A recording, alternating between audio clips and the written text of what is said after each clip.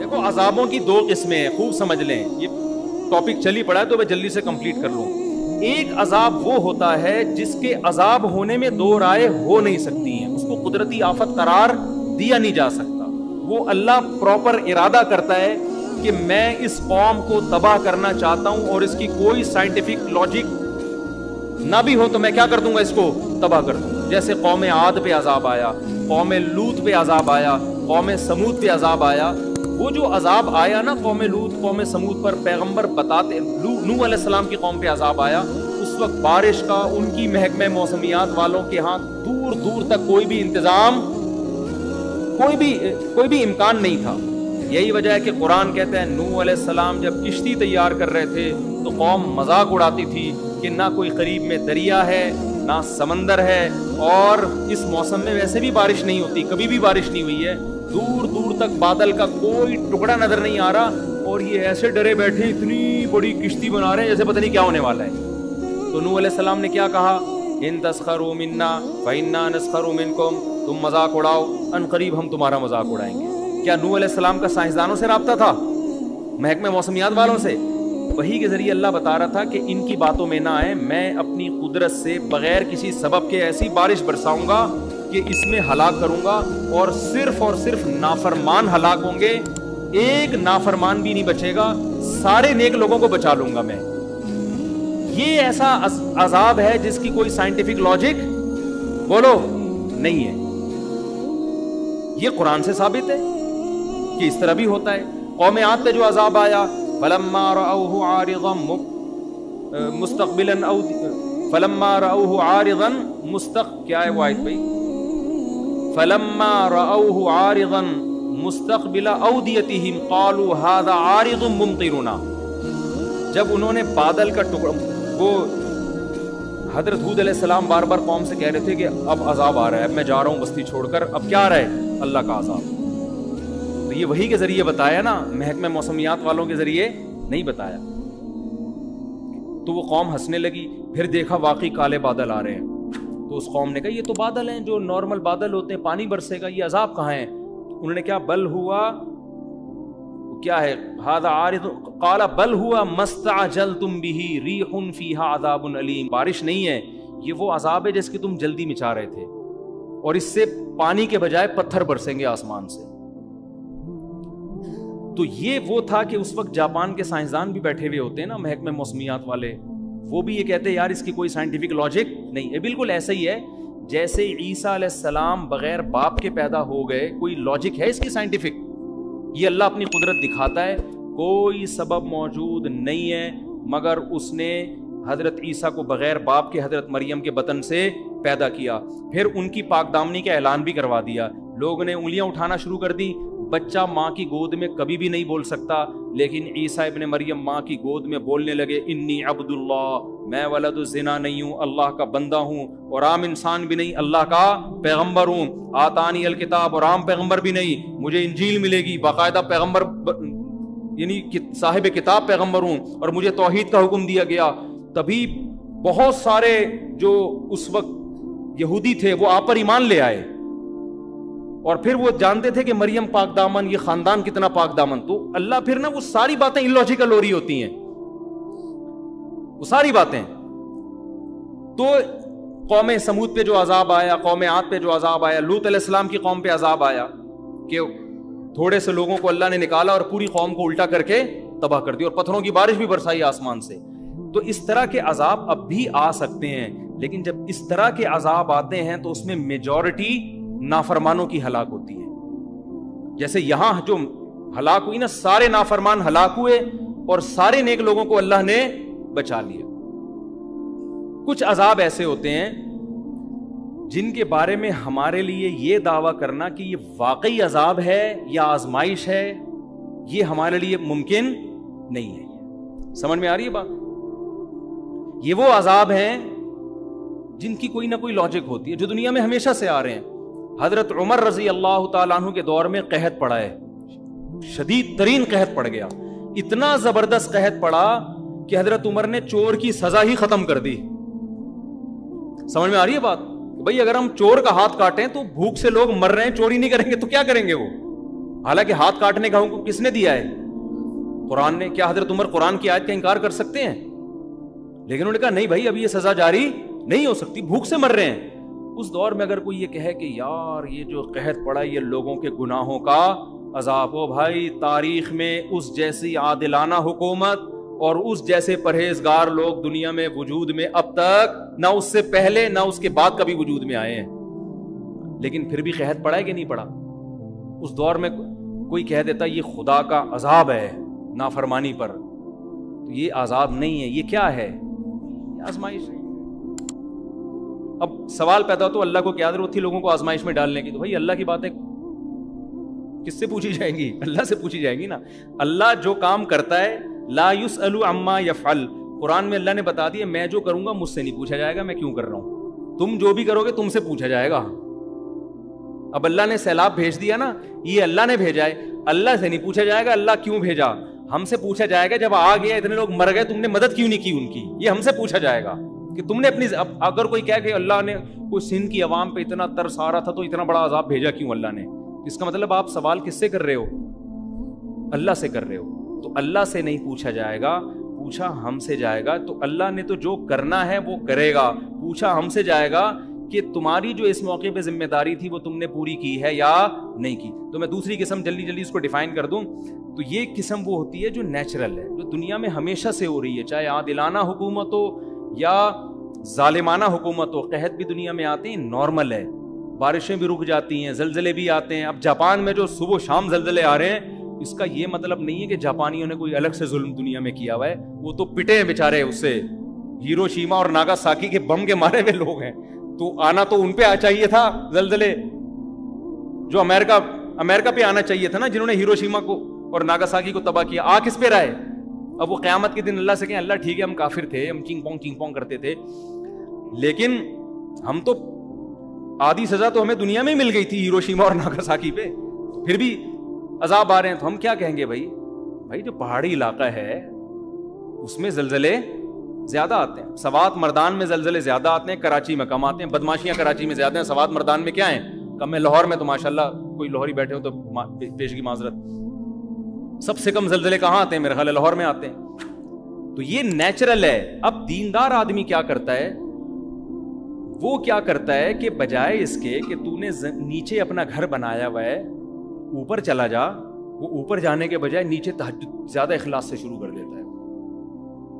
سمجھ میں آ رہی ہے بات؟ وہ نیچے کھارا در میں ہے نا, پانی آیا, اکثر کھارا در ڈوب جاتا ہے پانی میں, تو وہ کیا کرتا ہے کہ یار ہمارے گناہوں کی سزا میں پانی آ گیا, ہم ڈوب گئے, اب ہم کیا کریں گے, اب گٹکے سے بھی میں توبہ کر رہا ہوں آئندہ کے لیے, اب میں چلے کی جماعت میں نکل رہا ہوں تاکہ عذاب نہ آئے. نکلنا تو چاہیے بھائی, گٹکا بھی چھوڑنا چاہیے, لیکن اللہ تعالیٰ نے دنیا کو دار الاسباب بنایا ہے. تو سب سے پہلے آپ کی ذمہ داری کیا ہے کہ آپ اس ریزن پہ غور کریں یہ سزا ہمیں ملی کیوں ہے. آپ کراچی میں نشیبی جگہ پہ کیوں رہتے ہو بھائی, اوپر کیوں نہیں چلے جاتے آپ؟ اس پہ بھی لوگ, اور یہ بھی جرم ہے گناہوں, اگر یہ گناہ کی وجہ سے عذاب آیا ہے نا تو نیچے رہنا بھی ایک گناہ ہے. کہ جب آپ کو پتا ہے کہ ملک میں ڈیم ہے نہیں, جن کے پاس وسائل ہیں, جن کے پاس وسائل نہیں ہیں وہ تو بیچارے مجبور ہیں نا, جن کے پاس وسائل ہیں میں ان کی بات کر رہا ہوں. جب آپ کو پتا ہے کہ نیچے ہمارے ملک میں ڈیم نہیں ہے اور تباہی آتی ہے تو آپ کو خود بھی تو خیال کرنا چاہیے نا. اب آپ جاپان میں جا کے مضبوط عمارت بناؤ اور زلزلہ پروف نہ ہو, تو آپ وہاں روزانہ سہ روزے کا اجتماع رکھو گے, فضائل اعمال کی تعلیم ہوگی نا. جو کافر شراب پی رہے ہیں نا نائٹ کلب میں, وہ بچ جائے گا زلزلے میں, آپ کیا ہو جاؤ گے, انا للہ ہو جائے گا آپ. تو اس میں اللہ کا قصور نہیں ہے, اس میں قصور کس کا ہوگا, آپ کا, کہ جب آپ کو پتا ہے کہ اس جگہ زلزلے زیادہ آتے ہیں آپ نے زلزلوں سے بچنے کی کوشش کیوں نہیں کی. تو عذاب بعض دفعہ خالصتاً عذاب ہوتا ہے, اور بعض دفعہ جو ہوتا ہے اس میں ہم 100% یہ نہیں کہہ سکتے کہ عذاب ہے, وہ قدرتی حادثہ بھی ہوتا ہے, لیکن حدیث میں اس کو بھی عذاب کہا گیا ہے. کس معنی میں کہا گیا وہ میں بھی بتاتا ہوں. جیسے حدیث میں آتا ہے کہ حضرت عائشہ رضی اللہ تعالی عنہا نے نبی سے عرض کیا, یا رسول اللہ یہ طاعون کیا چیز ہے جو وبا پھیلتی ہے نا, طاعون. آپ نے فرمایا عذاب یبعثہم اللہ علی من یشاء من عبادہ, اللہ کی طرف سے ایک عذاب ہے جس پہ چاہے اللہ مسلط کر دیتا ہے, لیکن آگے آپ نے فرمایا کہ اہل ایمان کے لیے اس کو رحمت بنا دیتا ہے. تو اس سے پتہ چلا کہ اس کا عذاب ہونا یقینی ہر ایک کے لیے نہیں ہے، یہ قدرتی حادثے ہیں. تو جتنے بھی قدرتی حادثے دنیا میں ہوتے ہیں، ایک تو وہ دو حادثوں کی قسمیں سمجھ میں آ گئی نا. ایک تو وہ جو قوم لوط قوم نوح پر، اس کی کوئی سائنٹیفک لاجک نہیں تھی. اللہ نے اپنے ارادے سے جیسے حضرت ابراہیم کو آگ میں بچا لیا اور بغیر باپ کے حضرت عیسیٰ کو پیدا کر دیا، بغیر کسی لاجک کے اللہ نے آسمان سے پتھر برسا کے قوم کو ہلاک کر دیا. لیکن کچھ ہوتے ہیں جن کی سائنٹیفک لاجک ہوتی ہے. دنیا میں جب گیس اتنی نکل رہی ہے نا تو زلزلے خود بخود آئیں گے. کتنی گیس کتنا پیٹرول تو ہم نکال رہے ہیں نا، تو نیچے سے زمین خالی ہو رہی ہے کہ نہیں ہو رہی؟ تو جب زمین ذرا سرکتی ہے کہ تھوڑا سا یہاں سے خالی ہو گئی ہوں، تھوڑا سا اپنا ادھر کروٹ لوں میں، تو زمین کی کروٹ چھوٹی کروٹ بولو وہ بڑے بڑے پہاڑوں کو ہلا دیتی ہے. وہ تھوڑی سی یوں ہی لاکھوں لوگ یوں ایسے یوں ہوئے کہ اب دوبارہ پرانی پوزیشن میں آ ہی نہیں رہے. تو یہ جو اس قسم کے حادثات ہوتے ہیں، ان کے بارے میں نبی صلی اللہ علیہ وسلم نے دو ٹوک بتا دیا کہ یہ نافرمان کے حق میں عذاب ہیں، فرما بردار کے حق میں کیا ہیں؟ رحمت. تو سندھ کی عوام یا بلوچستان یا KPK میں جو مصیبتیں آئی ہیں، تو نیک لوگوں کے لیے کیا ہے؟ یہ رحمت ہے. برے لوگوں کے لیے کیا ہے؟ یہ عذاب ہے. تو ہر قدرتی حادثہ وہ برے کے لیے عذاب ہوتا ہے، نیک کے لیے کیا ہوتا ہے؟ رحمت. اس سے پتہ چلا کہ وہ نیک پر بھی آ سکتا ہے. اس سے کیا پتہ چلتا ہے؟ وہ نیک پر بھی آ سکتا ہے. اب اسی میں آپ دیکھ لیں جو دینداروں کی حماقتیں. جب یہ کورونا پھیلا ہے نا تو اس میں لوگوں نے کیا باتیں کرنا شروع کر دی تھی. میں بہت عرصے بعد کورونا پہ آیا ہوں، لیکن اب یہ ٹاپک کو سمجھانے کے لیے کہ جی مسجدوں میں نہیں آئے گا یہ کورونا. مسجدوں میں کیا ہوگا؟ ہم تو وہاں اللہ اللہ کرنے جاتے ہیں، وہاں وبا کیسے آئے گی؟ تو یہ تو حدیث سے یہ بات ثابت ہے کہ جتنی بھی قدرتی حادثات ہیں متاثر اس سے سب ہوتے ہیں. تبھی تو نبی نے فرمایا مومن کے لیے وہ رحمت بن جائے گی اور کافر کے لیے وہ عذاب بن جائے گی، نافرمان کے لیے عذاب بن جائے گی. تو نبی نے یہ تو نہیں کہا حضرت عائشہ سے کہ یہ طاعون اللہ کا عذاب ہے جس سے صرف کافر متاثر ہوگا، مومن کو یہ کچھ بھی نہیں کہے گی. یہ کہا نبی نے؟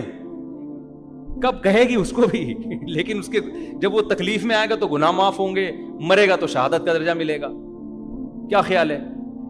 تو اس سے پتہ چلتا ہے بھائی وہ سینما گھر میں بھی جائے گی وبا، چاہے وہ کورونا ہو یا طاعون ہو، وہ مسجد میں بھی اسی اسپیڈ سے آئے گی جس اسپیڈ سے سینما گھر میں جا رہی ہے.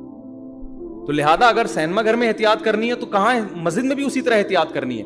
اب آپ یہ کہہ سکتے ہیں کہ جب نبی نے کہہ دیا کہ یہ وبا یہ رحمت ہے مسلمانوں کے لیے، تو رحمت تو لینی چاہیے نا، تو اس سے بچنا تو نہیں چاہیے. لہذا جب یہ رحمت ہے تو پھر تو طاعون کو گلے لگانا چاہیے. کوئی کووڈ کا مریض ہے، وہ ایک بندہ تھا نا کورونا کے دنوں میں سگریٹ پی رہا تھا نا، کش لے رہا ہے، دھوئیں نکال رہا ہے بڑے بڑے سانس بھر کے. تو ایک بندہ اس کے پاس گیا، لڑکوں کی عادت ہوتی ہے نا جاتے ہی اس کے ساتھ کھانے میں شریک ہو جاتے ہیں، تو یہ گیا جاتے ہی سگریٹ لے کے کش لگایا اور کہا مجھے لگ رہا ہے تو بڑی ٹینشن میں ہے، میں چاہ رہا ہوں تیری ٹینشن میں تیرے ساتھ شریک ہو جاؤں. سٹا لگا کے بول رہا کیا ہوا؟ تو ٹینشن کیا ہے؟ کہہ رہا ٹینشن یہ ہے کہ مجھے کورونا ہوا ہے. یہ اسی کی سگریٹ کے کیا کر رہا ہے؟ ٹٹے لگانا شروع کر دیا اس میں. تو آپ یہ کہہ سکتے ہیں کہ جب یہ رحمت ہے تو پھر احتیاط کیوں کریں ہم؟ تو یاد رکھو یہ ایک اور شریعت کا اصول ہے کہ جتنی بھی آزمائشیں ہیں وہ اللہ کی رحمت اس وقت بنتی ہیں جب ان آزمائشوں سے ہم بچنے کی پوری کوشش کر لیں، پھر بھی اللہ مبتلا کر دے. اگر آپ ہی بچنے کی کوشش نہیں کر رہے تو پھر وہ حماقت ہے، پھر اس کو آپ رحمت نہ سمجھو. ارے ہر بیماری اللہ کی رحمت ہے یا نہیں ہے؟ حدیث میں آتا ہے بخار میں گناہ معاف ہوتے ہیں. حدیث میں آتا ہے بخار کی جو گرمی ہے نا، یہ جہنم میں جو مسلم کو عذاب ہونا تھا وہ گرمی کی شکل میں اللہ دنیا میں دے دیتے ہیں مسلمان کو. بخار بڑی حدیث میں بڑی فضیلت ہے کہ بخار کی وجہ سے جہنم کی آگ کیا ہوتی ہے؟ ٹھنڈی، گناہ معاف ہوتے ہیں. آپ نے کہا یار اتنی بڑی رحمت، آپ کیا کیا کہ جی مری میں برف میں جا کے سو گئے آپ. یار میں چاہتا ہوں مجھے صبح کیا ہو جائے؟ تیز بخار ہو جائے. پھر جب 103 ہوا آپ نے کہا تھوڑی رحمت کا تقاضا اور چاہیے مجھے. سمجھ میں آ رہی ہے بات؟ یہی وجہ ہے کہ جب طاعون صحابہ میں پھیلا، صحابہ میں یہ حدیث پھیل گئی تھی کہ طاعون میں جو مرے گا وہ کیا ہوگا؟ شہید ہوگا. لیکن صحابہ کرام نے کیا کیا کہ لوگوں کو منتشر کر دیا، پہاڑوں کی طرف بھیج دیا. حضرت عمر رضی اللہ تعالیٰ نے ان پر بڑی ان کو اپریشیٹ کیا کہ انہوں نے حافظ ابن حجر رحمۃ اللہ نے اپنے دور کا یہ واقعہ لکھا ہے کہ ایک علاقے میں طاعون پھیلا تھا، تو لوگوں نے کیا کیا کہ اجتماعی طور پر دعا کا اہتمام کیا کہ بہت لوگ طاعون تو پہلے بہت اسپیڈ سے پھیلتا تھا، ایسے جنازے. تو لوگوں نے کیا کہ ابن حجر رحمۃ اللہ نے یہ واقعہ لکھا ہے کہ لوگ نا سارے علماء اور بزرگان دین اور ساری عوام جمع ہو گئی جنگل میں یا صحرا میں جا کے نا مل کے زور زور سے اللہ سے دعا مانگتے ہیں گڑگڑا کے تاکہ بیماری ختم ہو جائے. ابن حجر نے لکھا کہ جب وہ اجتماعی سطح پہ گئے دعا مانگی تو بیماری کم ہونے کے بجائے اور بڑھ گئی. کم ہونے کے بجائے کیا ہو گئی؟ اور وجہ کیا ہے؟ ابن حجر نے لکھا کہ وجہ یہ تھی کہ یہ بدعت کا ارتکاب کیا انہوں نے، اس لیے کہ ایسے موقع پہ میدان میں جمع ہو کے اجتماعی دعا حدیث سے ثابت نہیں ہے. حدیث سے تو نماز استسقاء میں ثابت ہے کہ اجتماعی طور پہ جمع ہو کے دعا مانگے، یہ تو آپ نے اپنی طرف سے، لیکن اس کی ایک سائنٹیفک لاجک بھی ہے کہ بھائی اسلام پہلے آپ کو احتیاط کا حکم دیتا ہے، اس کے ساتھ دعا کا حکم دیتا ہے. سمجھ میں آ رہی ہے بات؟ بیماری جب یہ سب کو پتا ہے کہ طاعون کی بیماری ایک دوسرے سے لگتی ہے، اس زمانے میں بھی سب کو پتا تھا، تبھی تو لوگ ایسے علاقوں میں جاتے نہیں تھے جہاں طاعون پھیلا ہوا ہو. تو جب ایک دوسرے سے لگتی ہے تو آپ جب جنگل میں صحرا میں سارے اکٹھے ہو جاؤ گے تو طاعون کے جراثیم یہ نہیں دیکھیں گے کہ کس کام کے، آپ فلم دیکھنے کے لیے اکٹھے ہو یا تہجد کے لیے اکٹھے ہو، جرثوم وائرس پہ کوئی فرق نہیں پڑتا. تو آپ اسباب اختیار نہیں کر رہے، جبکہ شریعت ہمیں کسی بھی کام میں کامیابی کے لیے سب سے پہلے اسباب اور پھر اللہ سے دعا. جو بعض لوگ کہتے ہیں نا سب سے پہلے دعا پھر اسباب، ان کا بھی ایک صحیح مطلب ہے. ان کا مطلب ہے کہ اسباب سے بچنے کا اہتمام تو کرنا ہے، فوراً دعا بھی شروع کر دینی ہے، لیکن اسباب کو بھی بھرپور طریقے سے اختیار کرنا ہے.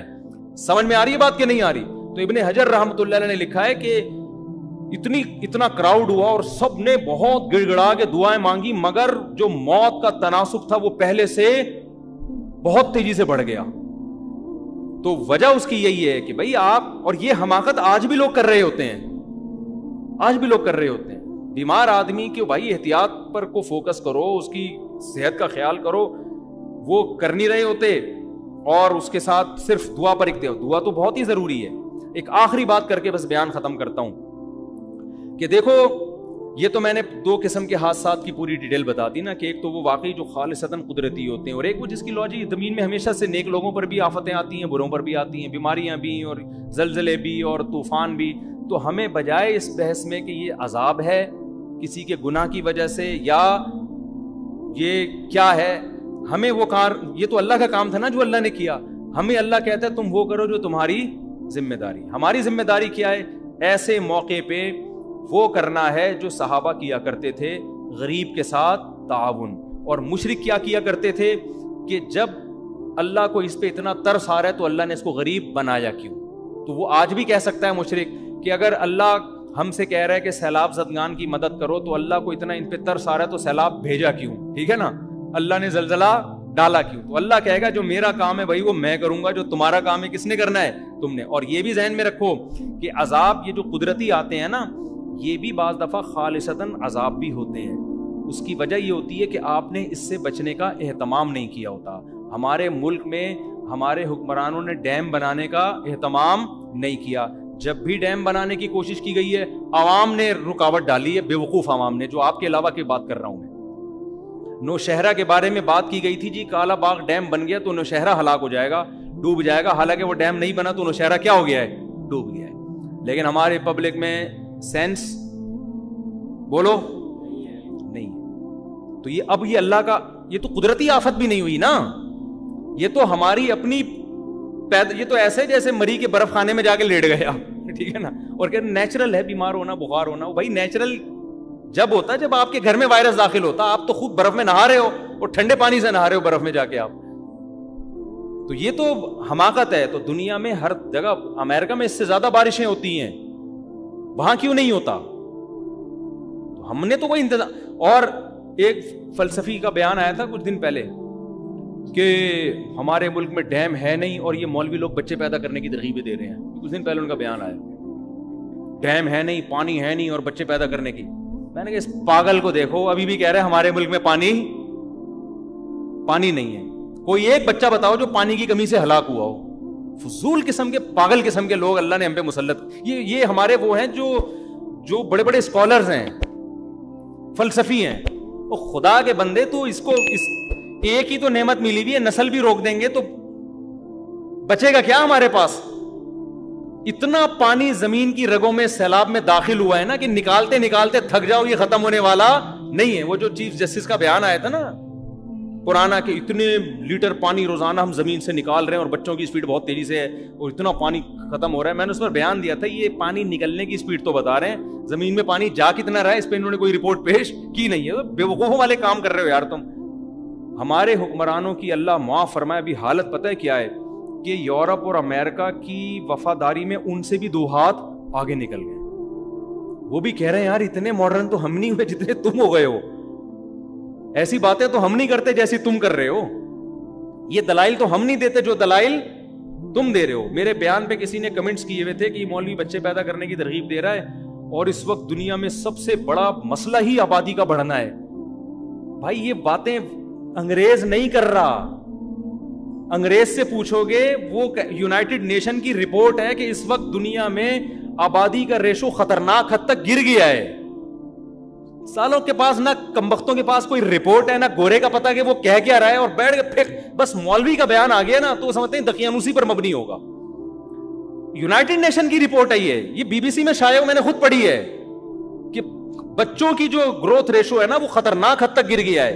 دیکھو آپ یہ نہیں دیکھا جاتا دنیا میں آبادی کتنی ہے, یہ دیکھا جاتا ہے گروتھ ریشو کتنا ہے.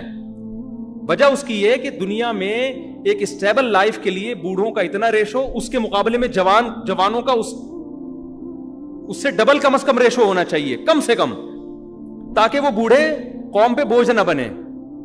اب ریشو جو دنیا جس طرف جا رہی ہے نا بوڑھوں کا بڑھتا جا رہا ہے, جوانوں کا یا تو کم ہو رہا ہے یا اتنا ہی ہے. اوور آل دنیا کو دیکھا جائے تو یہ تباہی کی طرف جا رہی ہے.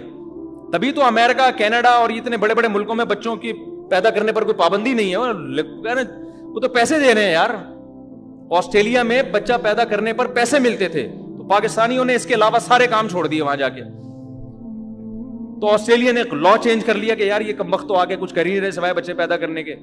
تو میں جب آسٹریلیا گیا میں نے ان کو کہا کہ بھائی آپ نے گورنمنٹ نے الاؤنس دینا بند کر دیے تو اس سے آپ کی اسپیڈ پہ فرق نہیں آنا چاہیے. آپ دوسرا کام بھی کریں لیکن اسپیڈ آپ وہی رکھیں جو آپ کی ماضی میں تھی. اسپیڈ کیوں, اتنا بڑا کنٹری آسٹریلیا, برساتی مینڈکوں کی طرح بھی بچے پیدا ہوں بھرنے والا نہیں ہے. 5 گھنٹے تو ایک شہر سے دوسرے شہر جانے میں لگتے ہیں. بلوچستان جا کے دیکھ لو یار, اسپیس ہی اسپیس ہے. اور یہ کہہ رہے ہیں ملک میں جگہ جنگل وہ جگہ نہیں ہے, اسپیس کم ہے. گراؤنڈ کراچی سے حیدرآباد چلے جاؤ نا, اتنی اسپیس ہے. آدمی کہتا ہے کتنی بھی اسپیڈ سے, اور پوری دنیا کو دیکھو تو کیا ہوگا حال. بالکل ان کو صرف مولویوں سے نفرت ہے, یہ سمجھتے ہیں مولوی پڑھے لکھے نہیں ہیں, ان کو معلومات نہیں ہے. بھائی جو چیز مشاہدے سے نظر آ رہی ہے اس میں کیا آپ کو کیلکولیشن کرنے کی ضرورت ہے. تو فضول قسم کی باتیں. تو وہ ایک نے پھینک دی تھی ہمارے چیف جسٹس صاحب نے کہ زمین سے اتنا پانی, اتنے وہ کیلکولیشن بتاتا ہوں اتنے کروڑ گیلن نکل رہا ہے بیٹا, اب تو مر گئے اگلے سال.